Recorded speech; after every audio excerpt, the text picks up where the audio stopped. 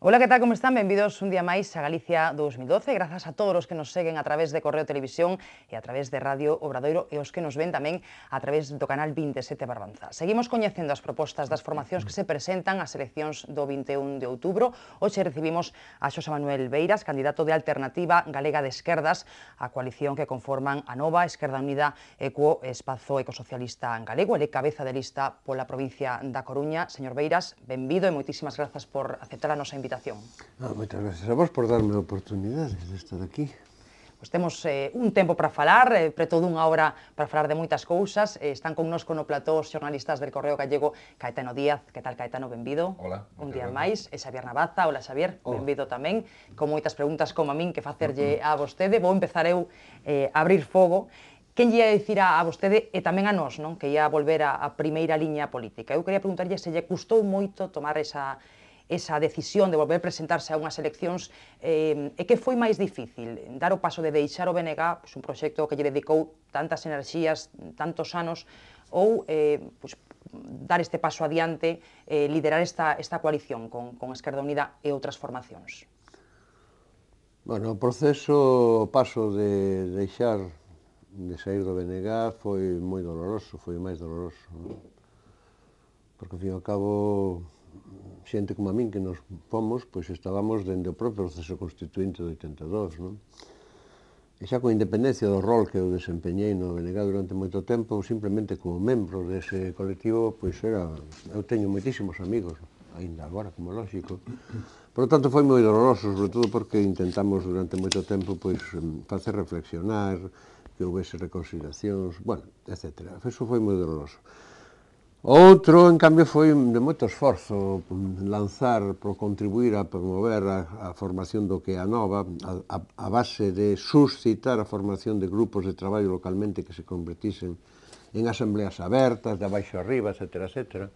Pero tamén moi satisfactorio porque en 2 meses e pico pois había 40 e tantas asambleas constituídas. E tamén porque despois foian as propias asambleas constituídas as que entre elas acordaron ter unha xuntanza a nivel nacional en Santiago de Compostela para constituir unha coordinadora, de maneira que o que era un arquipélago aparece xa hilvanado a nivel de Galiza, e foi iniciativa deles. E a partir de aí decidiron tamén convocar unha asamblea constituinte e en poucas semanas chegouse unha asamblea constituinte que foi difícil porque xente moi heteroxénea, moi nova, pero bueno, recén nacida a Nova, pois acontece o que sabemos, non? O paso de participar eu na alternativa electoral, ese sí que, eso non é que fose doloroso, foi insensato. Eu son un insensato contumaz, xa a miña historia é de, sempre decían que o Beiras é unha especie de especialista en impossible missions, en misións imposibles, e por eso moitas veces levanabos como montes, e sobre todo, pois, que eu a política institucional teño unha experiencia moi longa e sei bastante ben o que dá de sí e o que non dá de sí. Entón, francamente, sí. Pensou no moito? Non foi doloroso, pero foi moi duro. Non me deron moito tempo a pensar. Si, o adianto electoral precipitou un pouco todo, non? Si, a posición da xente toda nova, que decía que eu tiña necesariamente que aportar o meu patrimonio de credibilidade o que poda ter, non? Como para E dicir aquí que non. estamos, entón, de vello gaiteiro polas feiras e romerías, despois de estar durante meses sendo predicador e vendedor de Biblias, como don Jorgito el Inglés, aquel do 19, que escribiu un libro precioso da Biblia en España, pero que en cambio non vendía apenas unha Biblia, ni de broma, sabes? Bueno, diso imos falar. As enquisas din que poden obter vostedes representación no Parlamento, pero as enquisas, sabémoslo todos, tamén se equivocan. Con que expectativas se presentan vostedes estes comicios? Como creen que lles vai ir, aínda que sei que a vostede non lle gusta moito iso de facer eses pronósticos así antes de tempo? Non, porque non teño bolas de cristal. É porque as enquisas, cando están correctamente feitas no plano metodolóxico e despois honestamente publicadas, con arreglo que realmente sae da enquisa, o máis que indican son tendencias, non? Pero, vamos a ver, eu coido que o que si hai un ambiente que se percibe xa o feito de que en Quisas, a comenzo de todo, cando ainda ni siquiera houbera un acordo realizado a coalición con Esquerda Unida, etc., xa desen que entrábamos no Parlamento, bueno, pois é un síntoma. Pero, sobre todo, a min pareceme que o máis importante sería que, efectivamente, nos conseguísemos abrir brecha en todo ese enorme espacio maioritado electorado que, en principio, non votaría ou non sabe a quen votar. Por qué? Porque esa sería a maneira en que a nosa alternativa se ilusiona a xente desilusionada, se ten o perfil, se logramos que teña o perfil de que é unha cousa nova, a propia nova de anovar, non? Pero logo o perfil que ten Esquerda Unida incluso a nivel de Estado, con unha forza que está en ascenso, con unha forza que conecta cos movimentos sociais da rebelión cívica, etc., etc., se iso sirve para arrecadar adhesións electorais de xente que de outra maneira se abstería, entón iso sí que suma. Si simplemente é unha alternativa que se nutre de votos de desafección de outros, pero xente que votaba, e que estaría disposta a votar onde que fose, como se di, cos dedos no nariz, pois entón, claro, a suma é cero. Estáse como antes máis dividido o voto. Pero se en cambio ti penetras neso, e a min pareceme que esa é a tendencia que hai, e o que indican as enquisas, de acordo? Pero bueno, xa veremos a verdadeira enquisa é o día 21 de outubro. Xa vos deixo, compañeros, unha cousa máis. Dicía vostede antes de empezar que estas son unhas eleccións atípicas, non? Dicía vostede, as máis atípicas que lembra vostede, non? Vamos a ver, en primeiro lugar, máis atípicas por qué? Bueno, pois que, en primeiro lugar, porque a nivel do que é propiamente o aparato político da autonomía galega, as institucións, tanto o Parlamento como a Xunta de Galiza, eu digo que a primeira vez no tercio século que levamos xa de existencia da autonomía galega, é a primeira vez que nos atopamos con unha legislatura que remata dun goberno que gobernou sistemáticamente contra a maioría social dos cidadanos, e dun goberno que utilizou as institucións autonómicas para validar de contido. Por tanto, que deu a volta, cometeu unha auténtica subversión reaccionaria. É dicir, o que están validando de contido todo o marco do Estatuto de Galiza e utilizando o poder para destruir o que se construirá antes. Por iso lle chamo eu Brigada de Demolicións. É máis de limpeza étnica, é o único goberno no planeta que eu coñeza que montou unha campaña de analfabetización no idioma do propio país. Eso non se fixo nin con Swahili en África, nin os estados saídos da independencia das colonias, pero que logo foron manexados por imperio. E así sucesivamente, é a primeira cuestión, por lo tanto estamos en situación límite de urxencia, esa é a razón pola que nós lanzamos esa proposta. Hai que buscar denominadores comuns para facer unha gran coalición que responda ao reto que representa isto. En segundo lugar, e acabo, porque son as eleccións menos autonómicas de toda esta autonomía, porque estas eleccións son un episodio nun proceso que está dando a nivel do Estado e que gravita e pivota fundamentalmente sobre o poder do Estado que pasa con un régimen de descomposición. De acordo? E que, polo tanto, forman parte dun episodio. Por iso, o escenario, a perspectiva estatal, por exemplo, das forzas que estamos a prol de que haxa unha creba democrática con esta segunda restauración borbónica, que haxa unha creba democrática con un regime que consideramos que está putrefacto, bueno, pois ten unha enorme importancia, verdad? Entón, son eleccións galegas que teñen, por exemplo, si se convocaron para este momento, foi porque non podían, unha vez que Pachi López convoca as de Euskadi, non podían agardar a despois, porque o PP, e incluso o PSOE, vai levar un varapau monumental en Euskadi. Entón, despois, que é o guapo que celebran as eleccións adiantadas. E se a alternativa era agardar a final da legislatura, co deterioro que está tendo o PP a nivel de Estado, e co que vai vir despois, por lo tanto, son as eleccións moi atípicas. Estas son esa é a miña visión, non? Caetano, Xavier, o que queirades e quen queira. É interesante esa conexión, non, entre Galicia e o Estado español, é dicir, o que conforma a alternativa, non? Por un lado, Esquerda Unida, por outro lado, a imaxe histórica que sempre liderou Beiras, non, da construción dun socialismo no noso país, dunha organización socialista no noso país. Nese sentido, hai como un símbolo, non? Pero tamén a imaxe pública do nacionalismo galego nos últimos 30 anos. eses dous elementos deberían estar moi de nora boa os de Esquerda Unida, porque non atoparían figuras así en ningún outro lugar do Estado español, de España. Eso que pode provocar? Tendencias ou resultados nos ámbitos da esquerda e do nacionalismo? Sí. Eu creo que o obxectivo, en realidade, é unha das razóns de como se configura esta alternativa, esta coalición, pivota sobre dous eixos de dous campos de forzas. Por unha banda, que son as dúas cuestións que sempre estiveron presentes no escenario político galego, e, por lo tanto, no propio nacionalismo, que é o seguinte, o eixo da cuestión identitaria.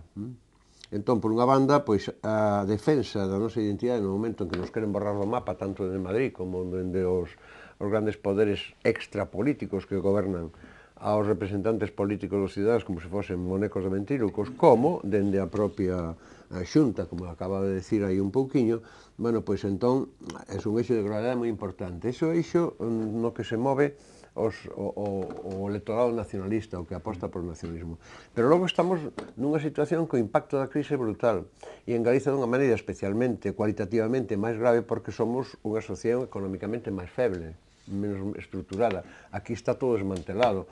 Aquí estamos sometidos a un espolio sistemático, o espolio financiero, que pasou coas caixas, pero que acaba de pasar co Banco Pastor, o espolio dos recursos enerxéticos, que pasa cos eólicos, o espolio da forza de traballo, a mocedade emigrando, e a máis formada cada vez máis, o espolio do medio natural que se está degradando, e o espolio da nosa cultura. Por lo tanto, hai impacto da crise brutal. Entón, ese é o eixo da esquerda. E se acabo de dicir, ademais, que estas eleccións son atípicas no sentido de que forman parte, están no escenario un episodio do que está acontecendo no Estado español, e que só ten dos posibles desenlaces, ou ben unha forma perversa de mantemento deste réxime político, ou ben unha creba deste réxime político, de acordo? E que abra paso a unha nova etapa, un novo ciclo histórico. Se estamos nesa situación, entón resulta que a combinación do que representa a nova, do que poda aportar eu, por todo o que decía, dixo que acabas de decir ti mesmo, Xavier, non? É dicir, bueno, eu teño unha trayectoria, o meu patrimonio máis ben un patrimonio moral, é un patrimonio de ideario, de defensa de lealdade, un ideario de lealdade á xente, nunca me deixei comprar, non? Bueno, pero non outro, non teño un patrimonio de ter exercido poder e ter feito transformación do poder, porque non cheguei a eso. Pero eso, combinado co que representa precisamente a Esquerda Unida, pois, efectivamente, eso é unha combinación que pode romper absolutamente e crevar o panorama electoral e, polo tanto, o resultado electoral e o espectro parlamentario que resulte. Pero o obxectivo primordial é que a nosa contribución permita esa contribución sexa decisiva para desaloxar o PP da maioría parlamentaria da Xunta de Galicia. Ese é o objetivo primordial. Para mí, estas eleccións cifran neso. É dicir, por unha vez hai o que se chama en linguaxe político un inimigo principal absolutamente claro. Un inimigo principal absolutamente. E esa é a primeira chave. Se non se consigue eso, todo muda. O escenario é completamente distinto, porque non estamos nunhas eleccións que abran un período parlamentario de 4 anos que vai a ser normal, porque non sabemos se vai durar 4 anos, non sabemos se o réxime político vai durar 4 anos, non sabemos se o Mariano Rajoy, o señor de los hilillos na Moncloa vai durar meses, non sabemos se nos van meter un Monti, non sabemos se nos van facer un goberno de salvación nacional e que vai entrar ao trapo por Rubalcaba e compañía, non sabemos absolutamente nada, porque os procesos en curso son dinámicas que se perciben, pero non se sabe cando van ter o desenlace, nin que dimensión vai ter, se vai haber un estúpido, se vai haber unha erupción volcánica. É unha situación moi especial. Entón, o obxectivo primordial é desaloxar. Sí, adiante. Os movimentos de reforma do modelo territorial que se están a producir claramente en Cataluña e no País Vasco, supoño que máis acelerado a partir dos resultados das eleccións do 21, que coinciden cas nosas, esos movimentos van a influir de alguna maneira importante na campaña, é dicir, van a permitir unha evolución ou unha involución. Refírome no votante, non? O galego vai ter medo a ese suposto secesionismo, ese fantasma co que nos ameaza, rompes España, non? Ou Galicia vai se sumar a esa onda de reformulación necesaria do modelo territorial e de evolución cara a un Estado federal. Iso vai ter algún peso claro na campaña ou non? Ou a campaña vai ir por outros derroteiros? Inevitablemente vai ter incidencia na campaña, pero tampouco vai ser unha incidencia decisiva. Non vai ser un eixo, por exemplo, da campaña de... Non, por suposto que non, porque senón eso sería caer no mimetismo. É dicir, eu sempre, o meu discurso foi, eu sempre prestei moita atención ao que en Euskadi, como evolúe a dinámica do pobo euskaldún, Cataluña, etc. Temos as nosas relacións, sempre a tivemos entre nacionalismos. Un momento, pero Galicia non é Cataluña, e Galicia non é Euskadi. E nós non podemos simplemente importar aquí, da mesma maneira que decimos, aquí non se pode aplicar o que a nivel central o PP diseña para o Estado español, aplicarlo aquí, o de España aplicarlo aquí cada cual, porque non ten nada que ver, non? Pois tampouco imos facer o mesmo con Euskadi ou Cataluña, non. Pero digo que en cambio a incidencia sí, que a ten porque inevitablemente a ten, porque son feitos notorios que están aí actuando e que teñen incidencia pública na opinión pública e na apreciación por parte da xente. Entón, o electorado máis sometido ao estupefaciente, o estupefaciente, o narcótico, a todo o que o poder e grupos mediáticos determinados e as operacións de chantaxe que se fan do poder, como a última operación de chantaxe de Mariano Rajoy co Grupo Prisa para suprimir as páxinas de Galicia del País, cando empresarialmente un disparate, porque con esas páxinas el País multiplicou por 3 ou por 4 a súa difusión, de maneira que simplemente para amordacer neste momento. Bueno, o electorado que poda ser máis susceptible desa manipulación mental, sí que é o electorado que poda asustarse. Ui, cuidado, verdad? Bueno, vamos a romper España esta historia. Pero un momento, pero para nós non.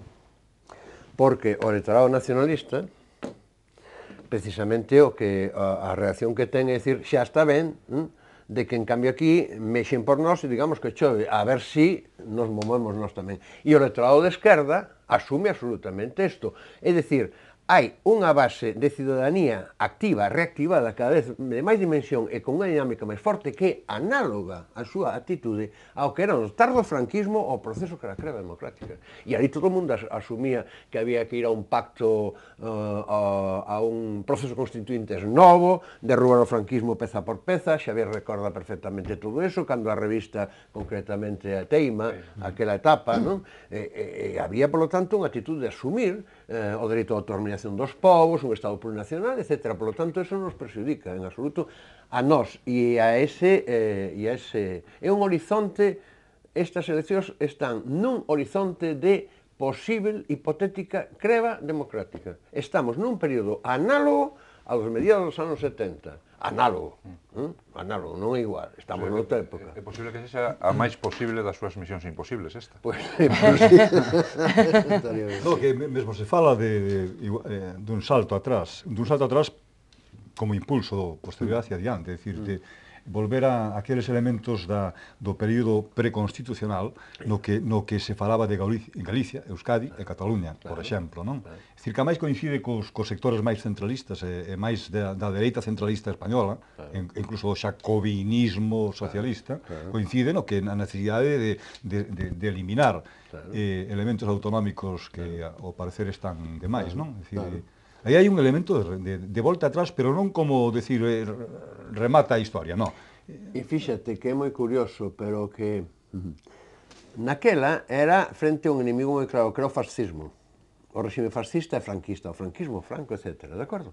Sí, sí. Ben, hoxe é a globalización. E o fascismo financeiro, como chama Sousa Santos, non? O fascismo financeiro, eses grandes poderes que están por detrás e que manipulan todo, verdad? Bueno, pois polo tanto, hai unha enorme analogía, porque o que se está durante este período de... Perdón, que impoñen presidentes sen pasar polas urnas. Exactamente, como decía eu, o caso do Monti, por exemplo, claro, pois que poden facelo perfectamente. E convertir O Estado español está convertido nun protectorado, hoxe. Grecia xa non digamos, Grecia nunha colonia. Estado español nun protectorado. Hai unha prova do nome, moi fácil. A reforma que fixeron no mes de setembro do ano pasado, hai un ano, da Constitución, pola porta de atrás, por imposición da caixerina Merkel, etc., etc. Respecto do chamado pacto fiscal, que ni pacto, ni centellas, ni fiscal, senón simplemente eso de que os orzamentos non poden abrir unha débeda superior a un por o que sexa, bueno, eso é cargarse a soberanía dos parlamentos que naceron históricamente para facer os tributos que nos fixese o monarca, para que todos os estamentos tributasen, a nobleza, o clero, aquí a Igrexa Católica aínda non paga impostos, e para facer os orzamentos. Si ti atópaste que por razóns económicas os ingresos públicos redúcense, e ti tes que atender a un volumen de gastos para manter os servicios da sanidade pública e universal e gratuita, do ensino público e gratuito, dos servicios sociais, da atención aos vellos, da atención á mocedade, da promoción da ciencia, da educación, etc., etc., o que queiras, e que non che chegan os ingresos, entón o lógico que te digas, endevédome, porque esa metáfora que se utiliza pola dereita de el buen padre de familia, a macroeconomía, a elaboración das contas e dos proxectos económicos dos orzamentos dun Estado absolutamente non ten nada que o que ten que facer unha familia. Eso é analfabetismo económico, verdad? Por tanto, esos imbéciles que dicen esas cousas suspenderían en curso primeiro de Facultade Económicas. Bueno, pois se non podes facer eso de endevedarte, evidentemente que non tes soberanía.